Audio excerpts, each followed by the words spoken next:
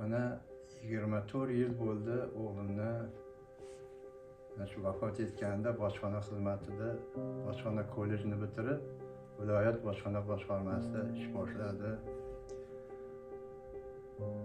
Unga umri qisqa bo'ldi-yu, lekin o'zidan qandaydir iz qoldirdi. Bojxonachilar formasini ko'rib, o'g'lim shu kasbni egallayman deb niyat qilib, shu o'qishga kirib, o'qishni bitirdi. Chunki u bojxonachilar formasi ham shundayki, bekorga shu davlatimiz rahbarlari bularga shunday chiroyli formani tanladi. Chunki bojxona bu yurtimizning eshigi, darvozasi. Shularga havas qilib, Akmaljon ham shu kasbni tanladi. O'zim ham shu formadagilarni ko'rsam, xuddi bolamni ko'rgandek bo'laman. Shuncha vaqt o'tdi, lekin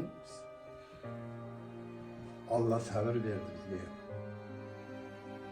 Shu sabr bilan o'g'limni safdoshlari doimo bizga yelkadosh bo'lib kelyapti.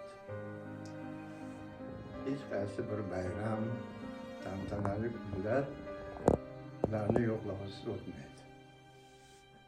Biz minnatdormiz. Dunyoda kasblar ko'p, sharafli kasblar ham juda ko'p. Lekin vatan himoyasi, el-yurt tinchligini